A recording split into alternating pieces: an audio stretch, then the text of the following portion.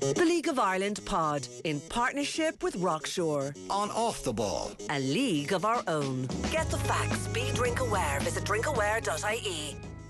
Hello there. You're very welcome to another edition of the LOI Pod here on Off the Ball. It is Stephen Doyle with you this week, and as ever I'm joined, well, sometimes Gareth McGlynn. He was away, of course, a couple of weeks ago. We had to get a super sub in there, or not. No, it was just myself and Vinny, wasn't it? But I can guarantee we have a few super subs lined up, lads, over the next couple of weeks. So you better be putting in your best performances. That's all I'll say to you. Vinny, you can't stay away from Dalymount Park at the moment, can you?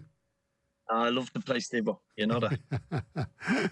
You were there Friday night. We might get your thoughts in a moment. Just to bring everybody up to date, I suppose, we're midway point of the season. Obviously, the European teams have played one more game than everybody else. So last Friday, it finished scoreless at Tallaght Stadium between Shamrock Rovers and Galway United. Bohemians won, Derry City 0. Derry City ending with 10 men. It was a draw between Cork City and Shelbourne, 1-1. Sligo Rovers beaten at home by St Patrick's Athletic by a goal to 0. And Waterford 2, Drogheda 2. And another week passes when we can't leave the weekend fixtures without a late goal. One scored there for Drogheda United to get that point down at the RSC. Vinny, you were at Dalymount Park. Did you make the trip down, G-Mac? I wasn't too sure if you were coming down to Daly or not. I was there basking in the sunshine and I watched the disaster in Dalymount. Oh, jeepers. I'd say you got a better welcome than Vinny, though, all the same. I wouldn't say that. In fairness, Owen Heary brought me in for a cup of tea, so that wasn't bad. Good man, Owen Heary. Yeah, looks after me. Fair play. So you go on, got Vinny. tea off Owen Heary, and I brought you for dinner. I brought him for dinner. Owen Heary make some tea. There you go. That's right. I was well looked after, Steve. Where were you? I was expecting a red carpet. I was down at Turner's Cross. So I had to do work, unfortunately. I wasn't able to go as a supporter this week or last weekend. So I actually met up with Johnny Dunleavy down there. He made his co-commentary debut on Off the Ball on our live and exclusive coverage of Cork City against Shelbourne. Listen, actually, before we do Bows, Derry, do you know something? I was so impressed with Cork City. I think everybody was, especially in the first half. Their play down through the middle and down the wings, attacking wise anyway, was absolutely brilliant. Cathal O'Sullivan, very good. Shawnee Maguire, excellent. Gennaro Daniels, who obviously is leaving City now because his loan deal is finished. And then Fitzpatrick on the left-hand side. The link up between the four players, considering they haven't played as a four much this season, was absolutely brilliant. And I think Ger Nash will be disappointed they didn't have a bigger lead or a lead at half-time. And do you know something? They were fully deserving of the point. I think one thing that Cork City supporters will be happy with as well was the fact that they were able to grind out that point in the end, because Shelbourne did come out strong in the second half. They finished strongly as well. And City have been criticised a lot for having a bit of a soft centre and not being able to defend for the full 90 minutes. They certainly did last Friday night, and they really deserved that point. A very badly needed point. I think you'd both agree for Cork City and for Ger Nash. Yeah, look at their team, Stephen. It's a quick question. How was Sean Murray? I obviously seen only highlights of the game, but Sean Murray, Steve-O, how did he do? I thought he was very good, yeah. On his day, he's an exceptional footballer. Yeah, obviously himself and McLaughlin, they play as the double pivot in that 4-2-3-1 formation. Johnny Dunleavy was kind of thinking they might go with the back three to match Shelbourne, but they stuck with the 4-2-3-1, and Murray and McLaughlin teamed up in that defensive midfield role. I thought the two of them did really well. Murray does well kind of protecting that back four. You just kind of think that he doesn't have that kind of, maybe the size and physicality of say a Kerr McEnroy or Gary O'Neill, you know, those kind of players perhaps. But look, I suppose Keith Buckley's been doing it for Bohemians for years. He isn't necessarily the biggest player in the league, but he's well able to get physical. But I thought he was good. McLaughlin pretty good as well. His set piece deliveries gave Shelbourne a lot of trouble as well. And sorry, I shouldn't move on without complimenting Mbeng as right back. I think he set a bar for himself on Friday night. He's played well this season, but he hasn't been consistently good. And his performance against Shelbourne was absolutely brilliant. He had them on toast on that left-hand side. Really, really good. His cross into the box were excellent. And, of course, he played a big part in the Shawnee Maguire goal, putting that ball onto his head for that close-range header. So Mbeng, I think, really needs to find those consistent performances because he's a very talented player. So, maybe we'll talk about Dalymount Park next. Gareth McGlynn, Derry City. Look, I haven't watched the game in full just yet. I do plan on doing so. Had to watch highlights. You've had an Indian sign over Bohemians for a long, long time, and especially at Dalymount Park. So where do you think it went wrong last Friday night? Well, going into it, it's 1-1 and 9, one loss and 9 at Dalymount. We were pretty confident. I mean, coming off the defeat from Shamrock Rovers, I don't think Tiernan and the team were too worried. I think the performance wasn't as bad as people say. They put it up to them for maybe 45 minutes, 50 minutes. Shamrock Rovers are flying. So they're going pretty confident. But then the problem is on the right-hand side. Against Drogheda, he started with Kieran Harkin on the right-hand side, pulled him at half-time, wasn't working. He then continued with Shane Ferguson on the right of a right wing back. He's a left footer, he's a left back, he's a left wing back. Putting him on the right was just, it was desperate. There's just nobody to play there. I thought he should have pushed Can on there. Ronan Boyce was on the bench, and my view on this, if you're fit enough to be on the bench, you're fit enough to start. And he subsequently came on later on and did really well. So the manager put his hands up, made a mistake, rectified it after, I think he took him off after 24, 25 minutes. Then made 3 subs at half time. Michael Duffy was struggling before the game with an injury. He obviously didn't last, had to come off. Then he changed the shape and they looked much better in the 4-4-1-1. But Bows, to credit them, they were very, very good in the first 30 minutes.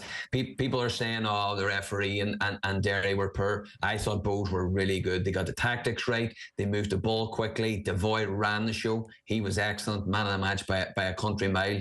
And then had they been a little bit more clinical in the final third, they really should have put the game to bed. But then if you look back through Bows' results, they've just managed to win all these games by a single goal. So they've got a wee bit of an issue there, being clinical and being ruthless. But from Derry's point of view, really poor, much better when they got players into their positions. Adam O'Reilly went right back and was excellent. Boyce went to left back, did really well as well. White came on, did okay, but without creating. And people don't understand. I keep saying this: the way Derry set up and they're so defensive. Derry are never going to go and create 6, 7, 8, 9, 10 chances in a game. It's just not going to happen. They're going to create 3, 4 chances in a game. They'll win by the odd goal, and that's just the way they're set up and the way the managers are set up. So once you go a goal behind or a penalty after 30 seconds, it's an uphill battle for Derry City. So I mean, it was always going to be tight, but both thoroughly deserved the one. Vinny, on Bohemians, I was actually trying to pick my team of the season at the midway point and look at your goalkeepers, and I just noticed that Haraska has actually got the best save percentage of all the best keepers in the league. I wonder though, does that stability that they found with Grehan and with Cornwall and Haraska, that kind of triangle in front of the goal, has that helped? Or do you still kind of feel that there's still that little bit of there's that concern with Bohemians, that the way they play the game, the way they push up so high, that there's always going to be that bit of exposure and ability for opposition teams to hit them on the break? I suppose yes and no. I think the advantage is what Dawson Devoy has done. Gareth is right. He ran the show the other day, and I gave man the match to Grehan just for different reasons. But I thought Devoy is running the show for them. And when you think Buckley hasn't been in the team, hasn't needed to be in the team, possibly it's because of the performances of Devoy of lately as that sitting midfielder. He's been running the game for them. I think I get your point in terms of, are they a little bit vulnerable, but the answer to that is probably no, and some of that's down to stylistically of how other teams are playing a little bit and probably suiting them to a point. I think the biggest concern for me is, it's funny, I watched the game back, and I don't normally do that when I do co-coms on it, but why I don't know why I watched it back Sunday morning. I was a little bit critical of Ross Tierney, and I'm trying not to be, because I think if I took over a job tomorrow, he's on the list of someone I'd love in my team. I think he's that good. I think why I was critical, or where I sort of made an error on commentary, is I want him to make Bowles title contender, Steveo. I think he could be that good. And from that number 10 position, he's got to run beyond what it was Clark the other day, and he played a slightly different system. I think he is the kingmaker of the team. I think Ross Tierney can, if he was to go on a streak now of in the next few weeks after the break and get 7, 8, 9 goals in the next 10 games, I think that makes them serious contenders for the league. I still think it might be too early for this team, but he is that good of a player. And I think structurally they were very good the other day. I wasn't sure about the James Clark setup. I think they're missing a centre forward as a team, and out now centre forward. But there's a lot to like. I think, Vinny, can I just say as well, I think that feeds into your point about Ross Tierney about the centre forward, because when Ross Tierney was playing at his very, very best for Bohemians, it was up alongside Georgie Kelly, and he was able to play in and around him. Kelly would almost provide a distraction to defenders that Tierney would be able to pick up space in the box. He could get onto second balls, knockdowns, all that kind of stuff. And the fact that James Clark is essentially, he's a false nine in that Bohemians team. And even when Colin Whelan comes on, Whelan tends to drop deep or go wide. And that means then that Tierney doesn't have that foil beside him in the box, which is where he needs the centre forward to be. And they're just not doing that at the moment. I don't think that's helping with Tierney's form. Yeah, but you look at, and this is, I'm not being critical of Tierney, it's just I have him as one of the top players in the league potentially. So I have a high standard from him. But he's a great example of, because of the way they play, at times it's a little bit narrow. So if, as you said, if Clark was to play as one of the midfielders, he generally plays narrow off the right and Dale Rooney wide on the left. So it's almost a box midfielder. We were up in Drogheda and we seen that when Colin Whelan played. Colin Whelan is shown to feet. And it's almost congested in that midfield. Yeah. Where you're right, a centre forward pinning 2 centre backs would create a little bit more space for him. And he's had flashes of brilliance in all of them games. He started the game really well in Drogheda and then drifted over more because of the style of balls. And again, the other night, he had some brilliant play, a couple of dribbles in the box, really unlucky. I'm not saying he's not playing well. I just want him to go up another level. But the biggest concern for Bohs has to be losing Sean Gretton now. I don't see him staying around. I think Palace will consider maybe looking at trying him at a higher level that they would perceive a higher level, whether that's SPL, wherever that may be. So the challenge now is, can Lee Kavanagh come and step into them shoes, and can he kick on? For example, Keane Byrne as well. Keane Byrne obviously will be brought back. Yeah, so I just use Kavanagh as an example. He's sitting on the bench now. So he's one that has to go up to the next level, and that's what they need. So very impressed by Bohs. The rotations in midfield was really impressive. Adam McDonald's running power the other night was really good. But the big takeaway from the game for me was, what were Derry City doing? What were they doing? I mean, I look at Gavin White playing as a number 10 and go, look at Michael Duffy playing inverted, Gavin White playing as a 10.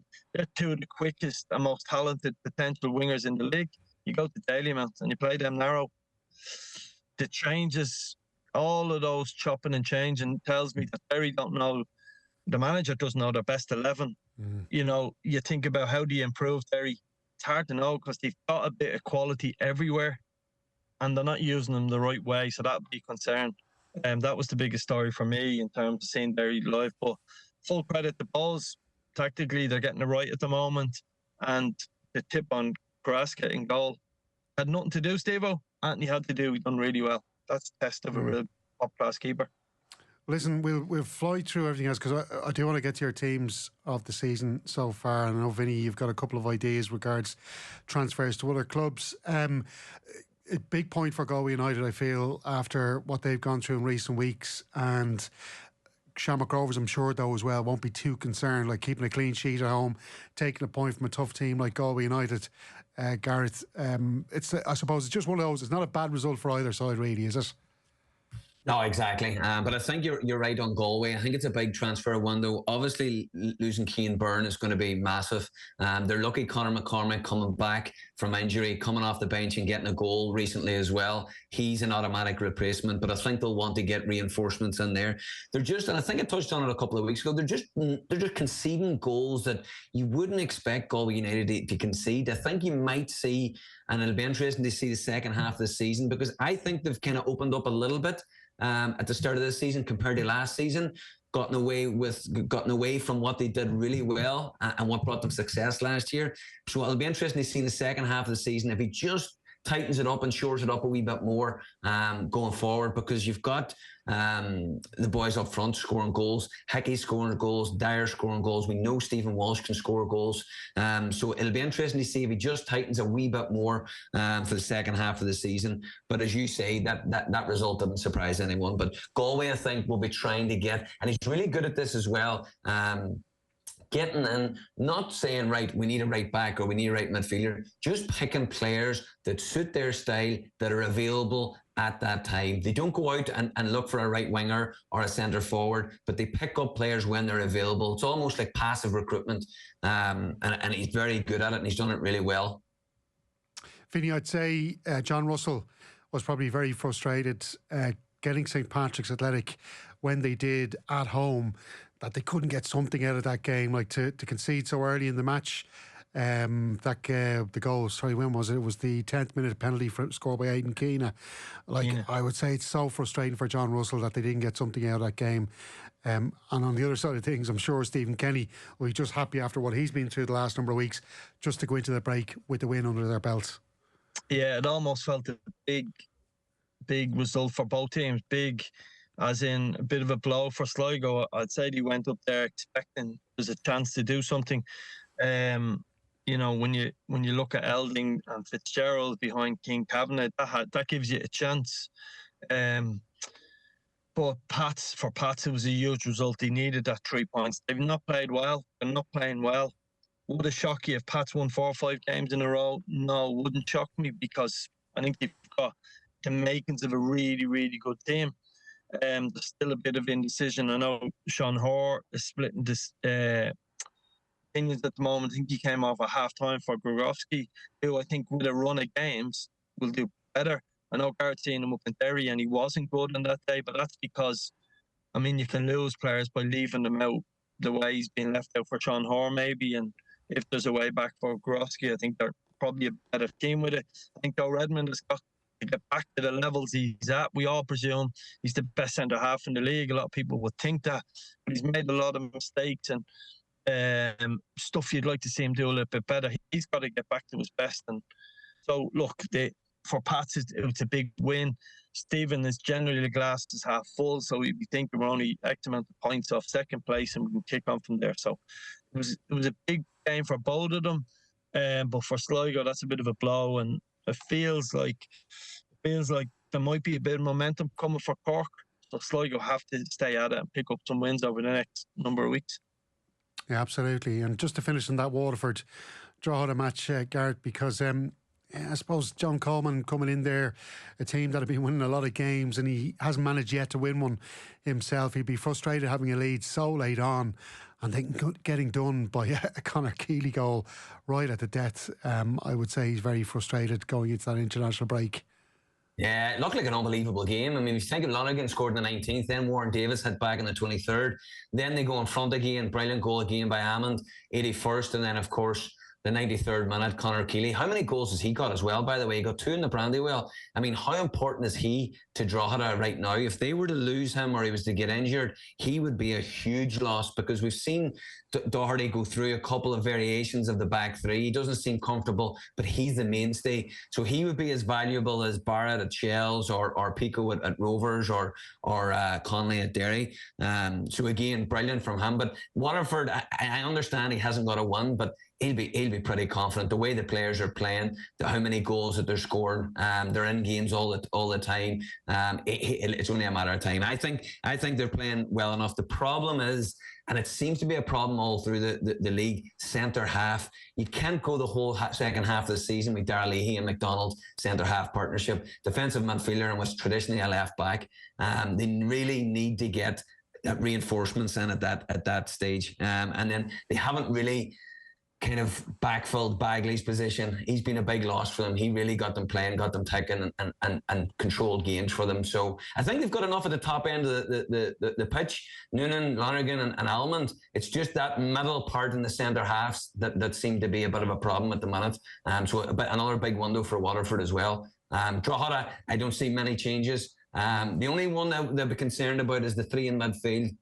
Having replacement from them. So Markey, Brennan, and the third one. Help me up, boys. Help me out here. Heaney. He's a replacement for him, but the ex-Shells guy, brilliant to set pieces. Shane Farrell. So when they play, they're exceptional. But when one gets injured or suspended, Heaney's the only one real direct replacement. So God forbid if a couple of them were to get injured, then you have a problem. That's the only part of Drogheda I see maybe somewhere that they could get some depth. Well, Conor Keeley has 5 goals, one behind Mason Melia, Aidan Keane, Michael Duffy, Pádraig Hammond and Graham Burke. So not doing bad at all for a centre-back. That leaves us going into the half-time, or mid-season break I should say. Shamrock Rovers top of the table on 36. Drogheda United and Bohemians behind them on 30, with St Pat's on 29. Shells then further back on 27. Same points as Derry City. And then it's Galway 24, Waterford 23.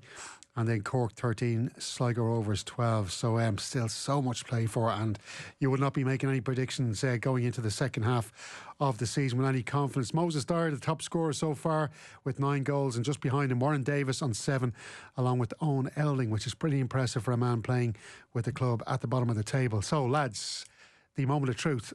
And I should say, before we get to your mid-season teams of the year so far, the League of Ireland pod on Off the Ball brought to you by Rockshore, of course. Hashtag a league of our own. Always be drink aware. Get the facts and visit drinkaware.ie. Vinny Perth, we get your team first, will we? No, we'll go with the Gareth. I want to get Gareth. Go ahead, Vinny. I've still got a couple of decisions to make. Well, come here. Do you know what? I'll tell you what, lads. I've got mine done. Go ahead, Steve. I'll give you my team of the season so far, right? Now, I had to put down like a short list first, and I had to pick them out at the end. So I put down all my goalkeepers, fullbacks, centre backs, midfielders, and centre forwards. I've come up with, in goal, Joe and Ang, and then I've gone with a 3-4-1-2 formation. How about that? So centre backs, Conor Keeley, Pico Lopez, and Sean Grehan. That's my back three. Wing backs on the right, I've got Owen Lamb, and on the left, I've got Josh Honohan. And then in central midfield, I've got Matt Healy and Kerr McEnroy, with Dawson Devoy just ahead of them. And then up front, I've got Graham Burke. And then I went for either Warren Davis or Moses Dyer. And I think I'm angling towards Warren Davis just because of his consistency in every match. Dyer has scored 9 goals. I know he's the top scorer, well, maybe just not as consistent with his performances. And I just think Warren Davis' impact with that Drogheda team has been brilliant. And he's been selected for the under-21s. He's just flying. So that's my 3-4-1-2 formation. Gareth, over to you. Mum. It sounds decent. I believe it was tight between Anang and Grawaska. But I think Grawaska, again, seen him live. Anytime I've seen him live, he's been incredible. So he's just pipped Anang. Keely's got to play. Redmond's in there. I think his performances have been very, very good. I think he's the one mainstay within Pats that have basically held the defence together. Graham, for me, has been the other one. 3 at the back. McEnroy is again sitting midfielder. He's literally sitting there with a finger in their dam. Everyone else is going forward. So on the right, I've gone for Honohan. On the left, Elding. And in front of those 3, I've got Burke and Byrne, the Shamrock Rovers duo, and then Dyer and Davis in front of that. So that is my team. I don't think Davis could have been left out. He's been a breath of fresh air to the league. I mean, we were kind of talking about the next up and coming young players. We've obviously got Melia and Keena and boys like that, but to me, Davis has been really, really impressive. Yeah, so I'm going to do something. Steve, I'm going to do something a bit different, right? So talent is why is this goalkeeper not getting into the team, for example? Because I think he's playing behind arguably the best, most consistent defence in the league, and I think that Haraska and Anang have had to work harder to be better goalkeepers because they haven't been playing in front of good defences or behind good defences. Yeah, but that like their job is harder. Denison's job is easier because he's got a better defence in front of him. Yeah, so Denison won them the game against Bowles last week. One game, Vinny, one game. Come on. Yeah, okay. The next question is Healy in midfield for Shamrock Rovers at the top of the table. He's been exceptional. Yeah, I've got him in my team. Yeah, Gareth.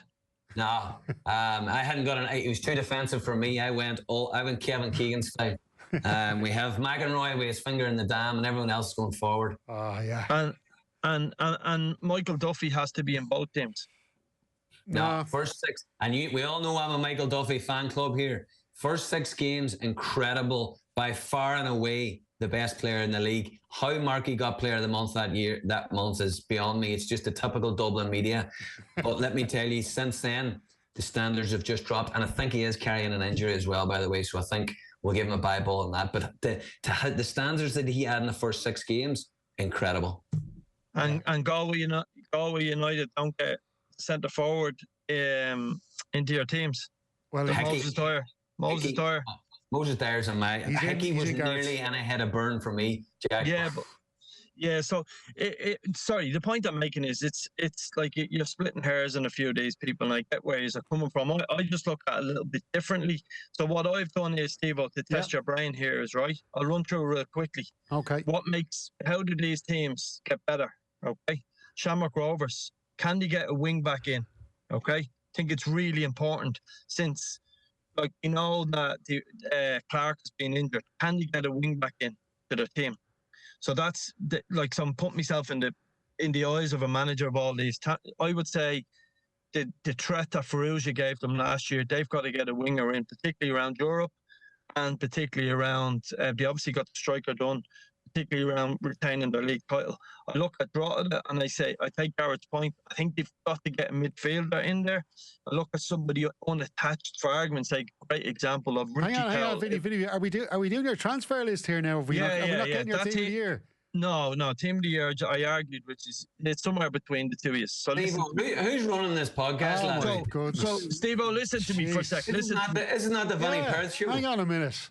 Right, so real quickly, Drogheda United need to get a midfielder in. Richie Towell, okay? Bowles need a centre forward in. There was one sitting on the bench for Derry the other night that would change their team. St. Pat's. Okay, well listen, hang on. If we're gonna do your transfer list here, we're at least gonna name the players. So you're saying to me, Drogheda United should sign Richie Towell. Towell, he's very busy running a business at present, and but he's not against signing for a new club, I don't think. Bohemians, do you think should sign Pat Hooban?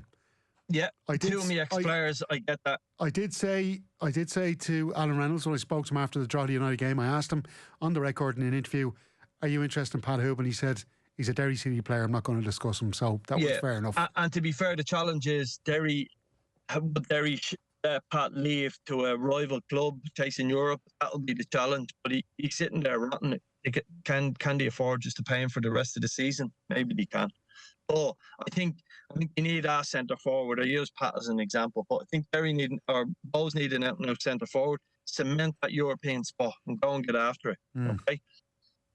When I look at Drogheda, St. Pat's next, they've got 4 fullbacks. But it feels like when we look at Derry, you look at, say, how good Duffy is. Duffy's at his best, Garrett, to tell you, when Doherty plays behind them. I think to make their wingers better, they probably need at least one fullback of a level above what they have. I'd be chasing a fullback if I was them. But also, I've got huge concerns about their centre midfield at the moment. I think Lennon hasn't got back to the levels that he was at last year. It looks like I've seen him struggling with people running beyond him at different stages. Unless Lennon gets back to where he was and Forrester being injured, they may need to sign a centre midfielder. When I look at Shells, the obvious one is the centre half. But since they lost, it feels like they need an out-and-out striker or a winger. Not an out-and-out striker. They've got Boyd and Meepo, but it feels like they need a goal-scoring forward in that team for me. So Paddy Barrett coming back, can they get away with, if you were only allowed to sign one? If they probably the one team that need 2. I think they need a centre half and they need a winger of some sort. We think of the goals Jarvis got for them. When I look at Derry, it's funny. In fifth and sixth, I go, I don't know what they need. They need to find a pattern of play and stick to it and a way of playing. Doherty being injured again, missed about 8 games, didn't he, Gareth? And now he's injured again. They probably need a left back to go and make Michael Duffy the best player. I think Galway United probably need a goalkeeper. There's been a bit of chopping and change. I would say if they got a goalkeeper that would of the highest level. Funny, our league is full of top class goalkeepers for me. If they got a goalkeeper or maybe a centre half is where they need to strengthen. Waterford in 8th, if I was in charge of them, I'd be looking for centre half. Andy Boyle's been injured long term. Look, I think it's a calf injury. Definitely need a centre half because, as Gareth said, they're not bad going forward. I think it's probably the same for the bottom 2. Cork City, really strong going forward. Strong in midfield. Greg Bulger's back. Sean Murray gives them that bit of experience in there. So can they get centre half in or maybe a left back is where they will have to sign a goalkeeper potentially as well. And with Sligo, I think Sligo need somebody alongside John Matton who's going to be commanding a centre half. So a few of them bottom teams are looking for either centre halves or sort of defensive players. And at the top end, it's the opposite to it. So it feels like it could be a huge transfer window for a lot of clubs. Because if you think about it, Stephen, from even Waterford in 8th, you're 3-4 points off European football. Do you invest as in a club and go after European football? Because it's very achievable this year. Everybody's so close to each other. And then does the likes of Bowes say, you know what, we're going to have a go off winning the league title this year? If Rovers are anyway vulnerable, then we've got to be ready to pounce. So it feels like a big window for a lot of teams. And that's why I'm fascinated. I've put my head in a manager's view there with a couple of the clubs. Interesting to see what they sign. Have you, either of you, Gareth or Vinny, heard of any players that we might even see coming from the UK or from Scotland, England, I should say? The big one for me, Steve, the big one for me is James Brown. He's left Ross County. I mean, we're talking there, Vinny mentioned about Pats. I mean, I mentioned Derry need a right side, either a wing back or a full back. Don't get me wrong, Ronan Boyce has been one of the standout players, but he's literally been there on his own. He's playing every week and he's injured when he's playing, and they're reshaping it. It just doesn't work. So he's a big one for me. We all know what a good player he is. Attacking fullback, he makes the defenders better, he makes the forwards better, the boys in front of him, the right midfield, and he pushes teams back. So he's a big one. It'll be very interesting to see where he pops up. Funny, outside the draw, I think James Brown makes everybody better. And what I mean by that is it's the one position you think of Drogheda as a manager in terms of the budget. When you look at how strong they are with Lamb and Conor Kane, and they're okay if they stay fit. As much as they'd like James Brown back, they probably need to spend their money elsewhere.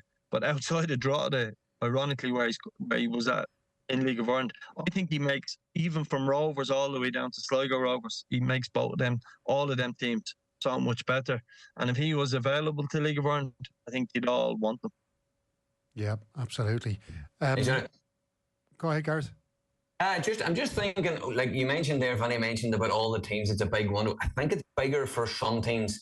I think Cork in particular, you mentioned them at the start of the show there, Steve, they have potentially are going to lose a keeper going back on loan. You've got Shipton, Nelson, Daniels, and then you've got O'Sullivan. Now, could they get those players to continue the loan spell, or maybe O'Sullivan back from Palace, I think he's going to, then that would be an option. But 4 players and a lot of goals, a lot of creativity, a lot of attacking prowess, like you talked about at the top of the show, going there, and a goalkeeper. We all know how difficult it is to get a good goalkeeper. So I think it's a massive... Now, the only thing is, with Myler and Nash coming in, they will have a massive network of trying to get players in.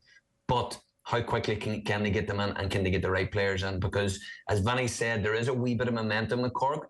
If they can get it right, which is not easy, they could push on and maybe catch Waterford. Yeah. Is there any team, bar Rovers, who could get away without signing anybody, Vinny? In it depends what your goals are. Ultimately, that's key. I mean, I think the all outside the Rovers have to do some sort of business. You've got to make yourself better, because I think a lot of teams will strengthen. It's a difficult window because if you think about it, you're not getting a lot of League of Ireland players movement. If you tried to sign one, like you look at Houben as a great example, and why I brought him up with Bowes earlier on. Are Derry willing to give one of their rivals for European football one of their players?